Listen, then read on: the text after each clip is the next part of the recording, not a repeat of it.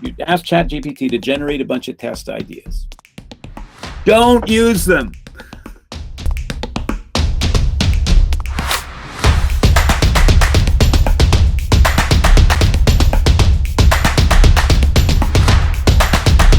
My name is Michael Bolton. I've been involved in software development and testing for 35 years now, so it seems. And it's weird because I can't remember when if I'm even 35 years old yet, but I am, I guess. Before that, I was in theater. I was a kids' theater stage manager, and you have no idea how that prepares you for working with development teams and preparing something to be presented to people on a tight deadline. The deadlines in theater are even tighter than they are in software development.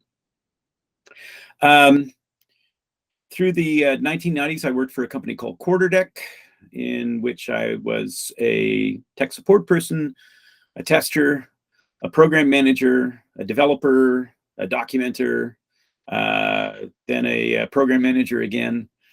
And then in 1998, I went independent. In 2001, I met James Bach. And in 2003, we became colleagues in teaching and presenting rapid software testing, which he had devised and developed.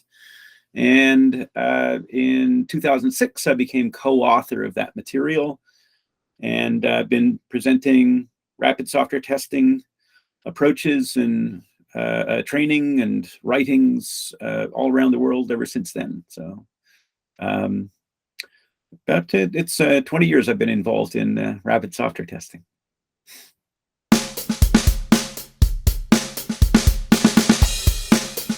Well, in building a successful testing methodology or in applying one, of course, I would suggest rapid software testing, which is designed to work in any context because the methodology, the approach is context-driven. That's the whole idea behind it, is that testing is always responding to a context. It changes the context too, of course, but our choices are driven by our context, and both of those change over time. That's a really important dimension of it. There is a paper you can find on James's site, satisfice.com, which answers the question, how is RST different from factory-style testing? I'll leave the listeners to investigate that. But our principal motivator, our principal driver, is a focus on trouble, a focus on problems. And that's a kind of different take on testing than I suspect many of your listeners might be engaged in, because a developer-centered view of testing is not the same as the tester's view of testing. Developers are fundamentally makers. Their idea is to make things that make your troubles go away. A tester, in our view, is the kind of person who is going to seek and find trouble wherever they look. So the thing that distinguishes developer-oriented testing from tester-oriented testing, developers are usually trying to figure out, is what I've just done reasonably close to what I intended to do? And that's great. I mean, that's really important. But for a developer to look for deep problems, rare problems, hidden problems, subtle problems, platform-dependent problems, condition-dependent problems, emergent problems, that's really interruptive to a developer's flow. A good testing strategy will incorporate both kinds of testing. One where the developers are checking their work really diligently. They're reviewing, they're pairing, they're doing all kinds of stuff to make sure that what they're doing is reasonably close to what they intended to do. And then along comes our style of testing, which it looks very deeply at the product from a bunch of different perspectives, not just from its parts and its functions, but also from the data that gets processed. A lot of developer testing isn't really tremendously strongly focused on rich and challenging and complex data. A lot of developer testing is not focused on developing a rich understanding of how people actually use the product when the rubber meets the road. Developers don't have time to set up a whole bunch of test environments and a whole bunch of platforms and a whole bunch of different mobile devices and a Safari and Windows and that sort of stuff. We, as testers, take on that job. A lot of developers are going to get impatient about trying to parse through and read reports from the field.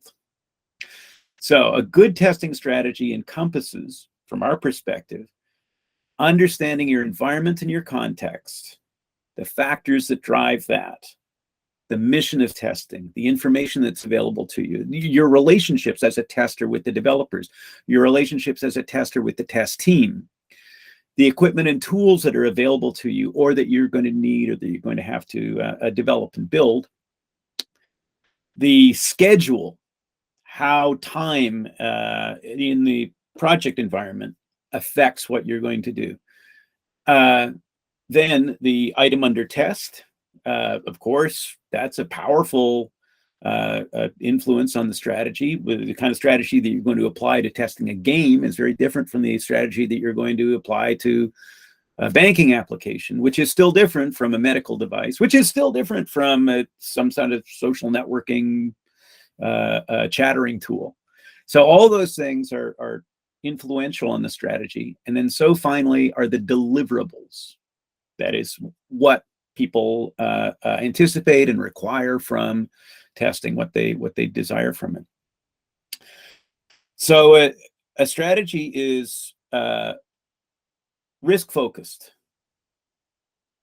developed on the basis of the faith that there are problems in the product and about the product that matter and they're going to impinge on its value. It is practical, achievable. It is product and project specific. And those are, I think, some of the most important elements of strategy. Now, in the material that we've got on rapid software testing, there's another document that I can refer to called the heuristic test strategy model, which is kind of like a meta strategy. It's a strategy for developing a test strategy. So another really important element of any kind of strategy for testing a product is that it'll be unique to that product and to that set of conditions and that set of circumstances.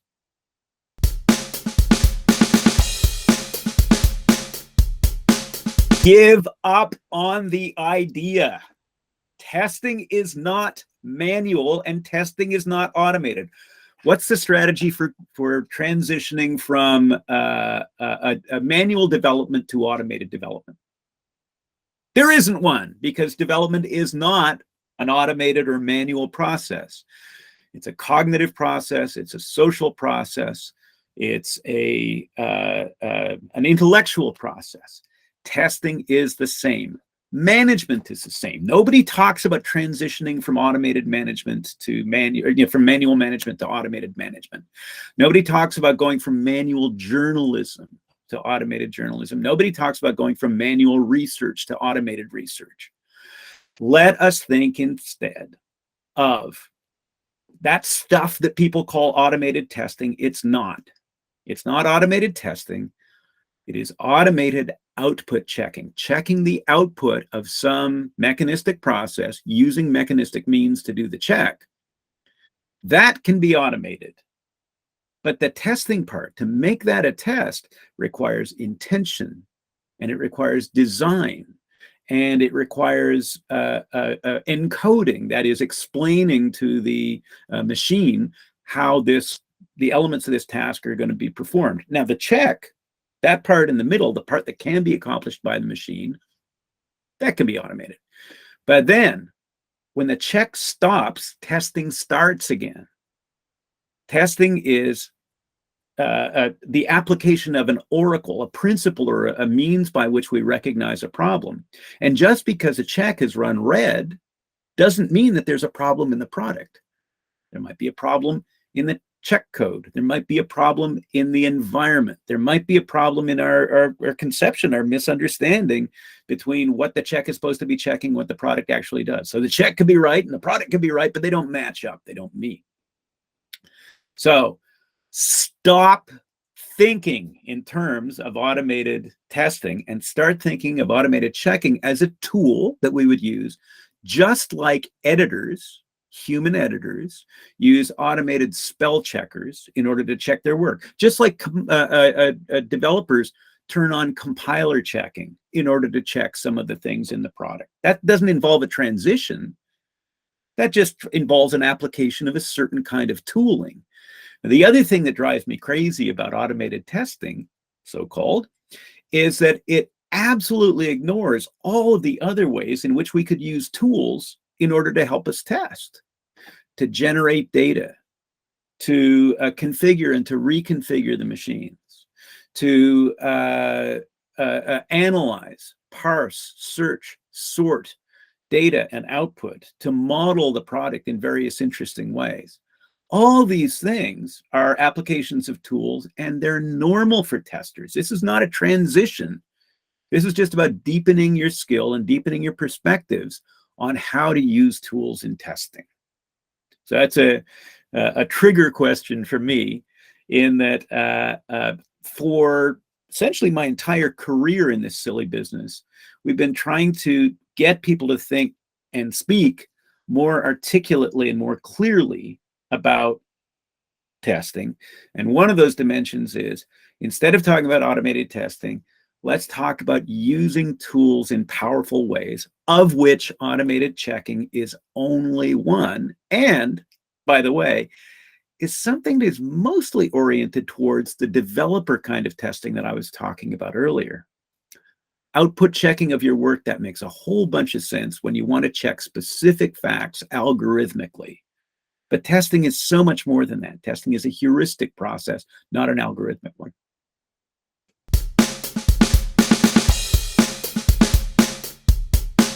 Well, one of the things that I mentioned earlier, how rapid software testing is different from factory testing, will give you a much richer and deeper set of answers than I'll be able to give you here in constrained time. But let me give you a few.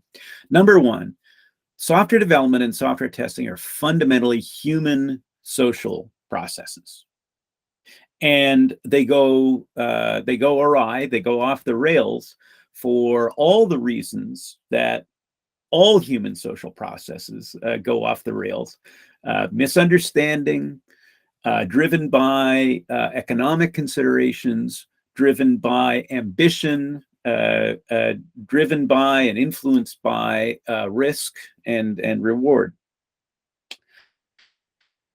Software development and testing can be successful on exactly the same bases.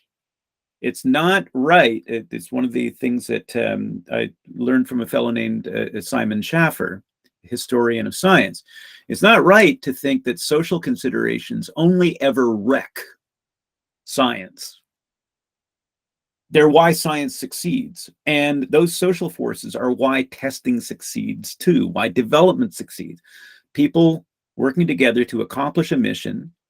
And the role of the tester is super, super important, because while everybody else on the project is envisioning success, everybody else is focused on how to build the product and make it successful, how to link the world of humans with the world of machines. The tester has a special, unique role that's at some degree at odds with that. And that is, our focus is to link the world of humans and the world of machines with the world of doubt, with the world of problems. So it's our job as testers to focus on trouble.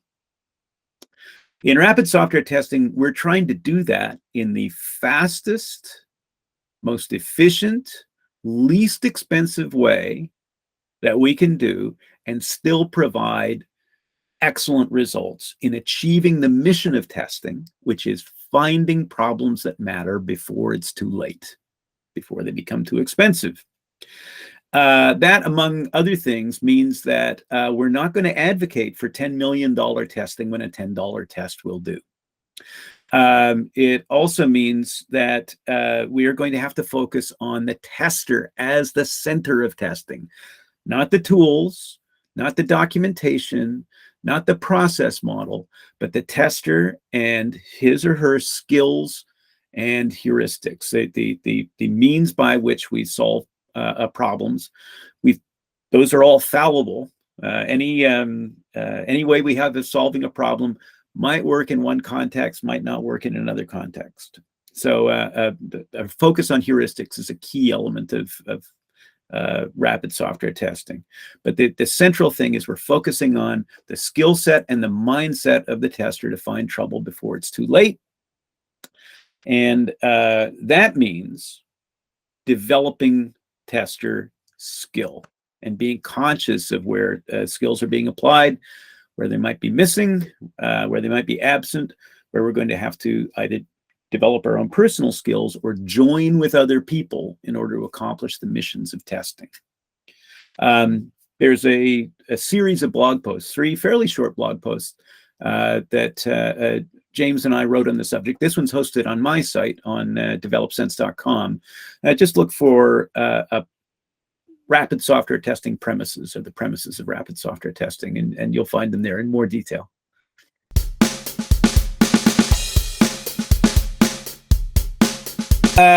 Agile testing. Testing is testing. Agile is context.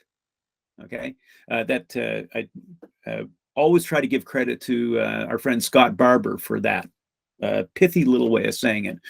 That rapid software testing and testing generally, I would believe, needs to respond to whatever context it finds itself in. All right.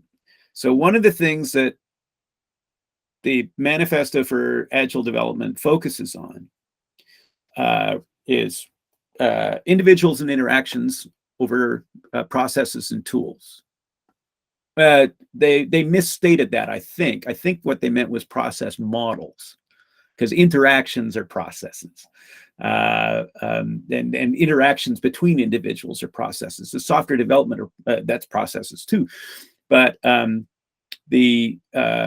think what they're talking about is individuals and interactions over process models and tools, because we're always developing stuff, and whatever description of a process we've got is always a story about that. Working software over comprehensive documentation. Well, in rapid software testing, we want to fit as much testing work as we can into the time that we have available. And therefore, we're going to work with the leanest, least expensive, least wasteful form of documentation we can use that still completely fulfills the mission. We're not rejecting documentation, but we want to limit it such that as soon as it doesn't become useful anymore, let's get rid of it. But working software, interestingly, is not our business in rapid software testing. That's going to shake up a lot of people.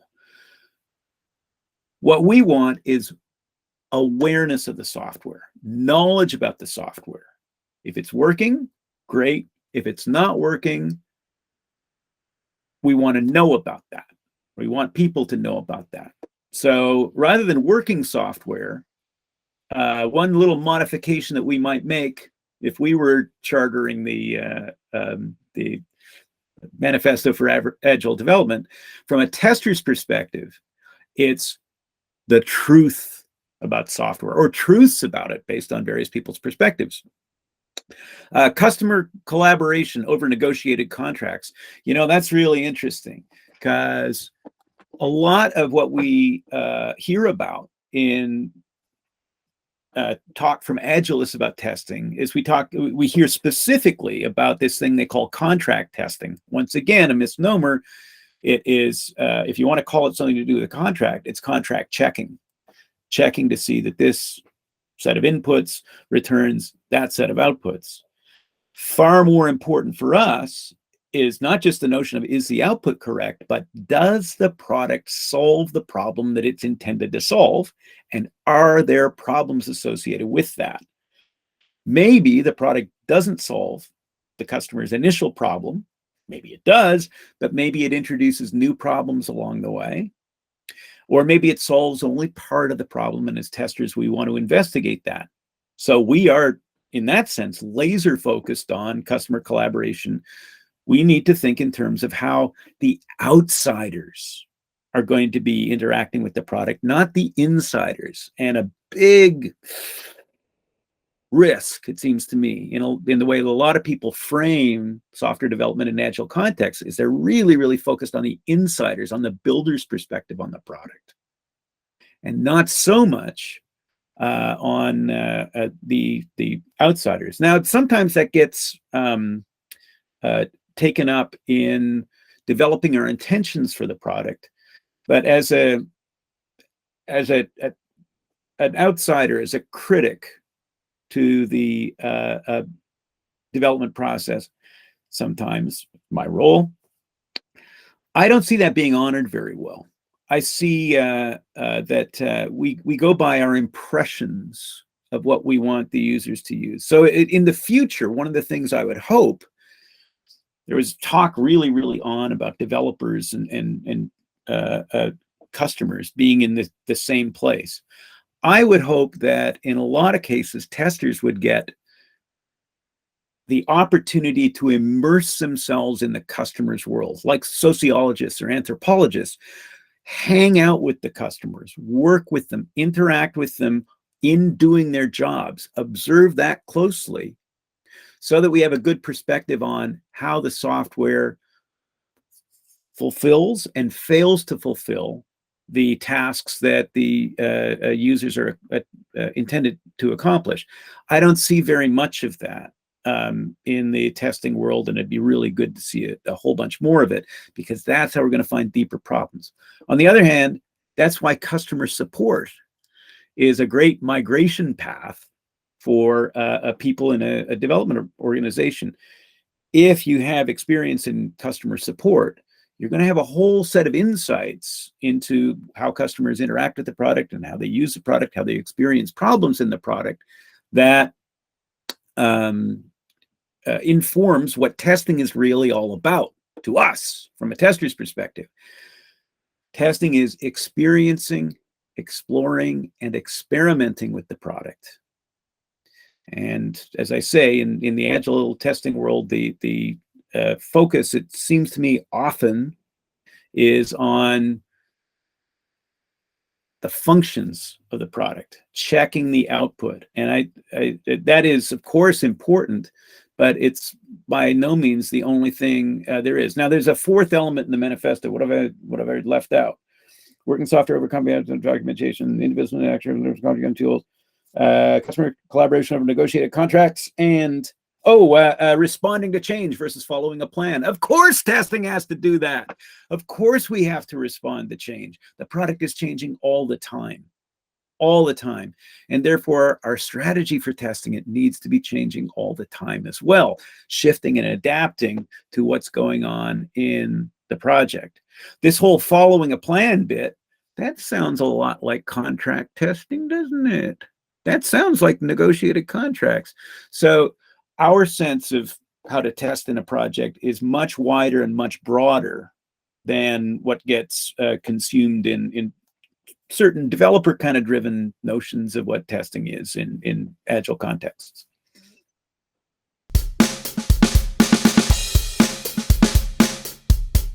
Well, I'll quote a friend of mine. I don't think it's original, but a friend of mine, Leonard Zerman, a programmer who engaged me at one point on a project that was based on machine learning. I think he has a T-shirt that says, "I'm not so much worried about artificial intelligence, it's natural stupidity that I'm worried about." And here is an element of natural stupidity. We are very dazzled by claims of AI. There's a lot of talk these days from certain testers in certain circles about how AI is going to change everything. But really, when I look more deeply into it, what they're talking about isn't AI at all. It's software, regular, good old-fashioned software. People are talking, AI is a marketing term. It's not it's not really an engineering term. I don't think. On the one hand, your question might be about how would we test AI? And my reaction to that would be we should test AI with enormous skepticism, and here's why. We are, when we're applying machine learning models especially, we are throwing spaghetti against the wall and choosing which spaghetti sticks. It's another thing that came to me from Leonard. Essentially, what we're doing is we've got an algorithm that attempts to make classifications, and sometimes it's a terrible thing for it to try to do, but to make predictions of human behavior based on the past, based on data which is immediately, always, automatically, 100%, no way you can get around this, laden with some kinds of bias, simply from where the data is being obtained. It's being obtained from electronic input. And then we're getting algorithms to generate other algorithms, and we don't know what those algorithms actually do. It's not like a program that we wrote intentionally where we can see a line of code and say, there's a problem. We can fix that line of code. We can fix this thing that generates an erroneous conclusion or erroneous output. We can't do that with machine learning. Unless you, maybe if we got somebody who's really, really good at assembly language, we can find out what parameter prompted the product to produce this output. But that's not very likely to happen. AI is essentially like lifetime employment for testers as critics, because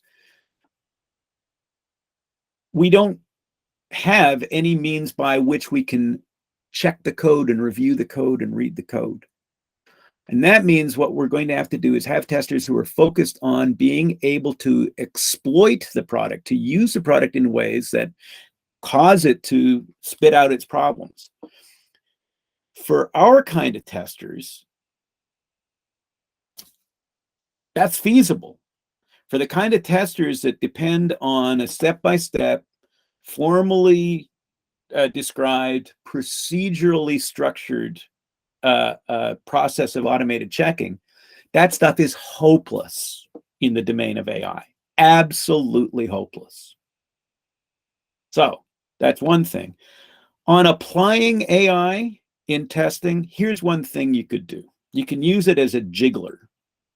You could use, ChatGPT, for instance. You could use that to generate, you ask ChatGPT to generate a bunch of test ideas. Don't use them. Use them critically. Use them to stimulate your own ideas, or use them to jiggle your own ideas, but don't use those ideas directly unless you also have evaluated those ideas independently. In that sense, AI really isn't very much better than Brian Eno's oblique strategies. So those cards that you have that provide you with somewhat abstract and nonsensical ideas for a certain context. Eno is a music producer, and sometimes when he's trying to jiggle creativity out of the artists, there's a card, I think, that would say something along the lines of paint it blue, or saw it in half, or hit it with a hammer, or ring a bell. Well, those are great things for jiggling your ideas, but the actual application of that is neither mechanical nor is it obvious. It depends on our application of that idea, on our wonderfully human ways of taking something and making sense of it. AI is like that too. AI is not something that we should take for granted, because it is really being generated stochastically. I'm talking, the kind of AI I'm talking about now is the large language models that generate stuff that looks human. There's a paper by Stephen Wolfram, which people should check out, which explains that essentially what we're doing is we're chaining strings of stuff that has a reasonable probability of making sense. And then what happens is humans come along later and read this stuff, and the humans make sense of it. And it happens to be a very dazzling. I mean, it's really cool that machinery can do this, but where's it being trained? It's being trained on the web, where a lot of the input data is just going to be wrong, where a lot of the input, I mean, imagine what would happen if you asked a large language model to generate stuff on testing, and it was depending on stuff that's written up on the web about what testing is. Much of it is garbage. Much of it is mythology. Much of it is folklore. And so if you use a large language model as a trustworthy way of thinking about testing, the results will be disastrous. So we need reasoning, and we need a conscious rejection of the idea that this stuff is smart. It's not. Emily Bender has the best line for it, I think, the best description of it. It's a stochastic parrot. It does not really understand what it's saying. And as humans, we've got to be really careful of anthropomorphizing it, of making it more than it is.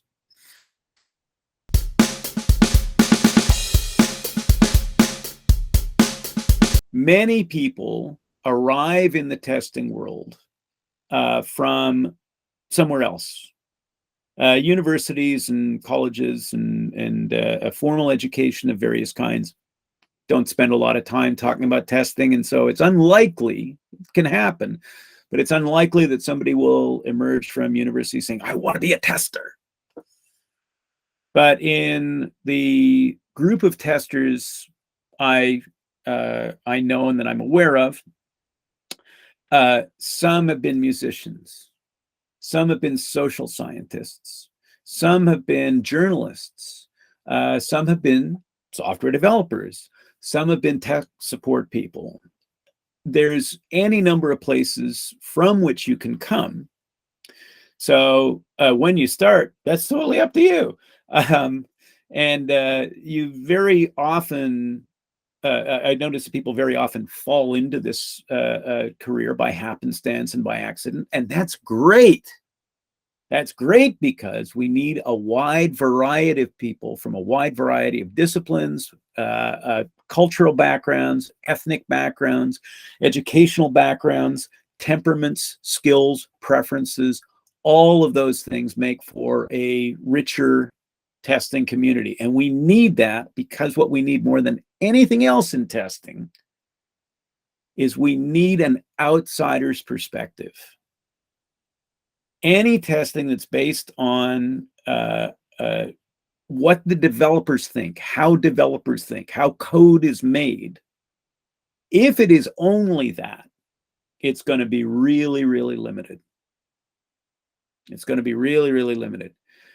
So in addition to that, I'm not saying don't pay attention to that, but in addition to that, we need as much stuff from the outside as we can get. So that kind of takes care of the when. Whenever you get an inkling to take on a testing career, go for it. The how, my principal suggestions would be to build your knowledge of testing and build your understanding of it by immersing yourself in testing communities, in communities of skeptics, in communities of people who enjoy investigation and questioning things, and apply a diversity of perspectives.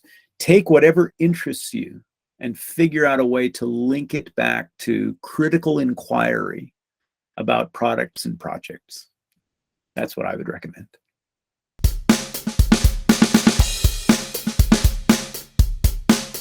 Well, of course, I encourage people to look into our material and to our offerings for testing education.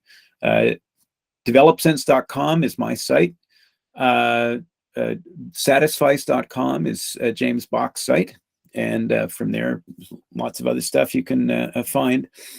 But dear testers, please, please, please focus on problems. That's what we've got to do. We're the only people on the project whose mission is that. It's our job to focus on risk, to focus on trouble, and to learn from every bug. Because if we don't focus on errors, if we don't focus on problems, we'll systematically blind ourselves to the things that allow us to help our clients, our testing clients, make their products better. Testing doesn't do that on its own, but we provide a powerful set of headlights, microscopes, telescopes, satellite dishes, parabolic microphones, by which we can understand the product better and help convey that understanding to the people who make it better.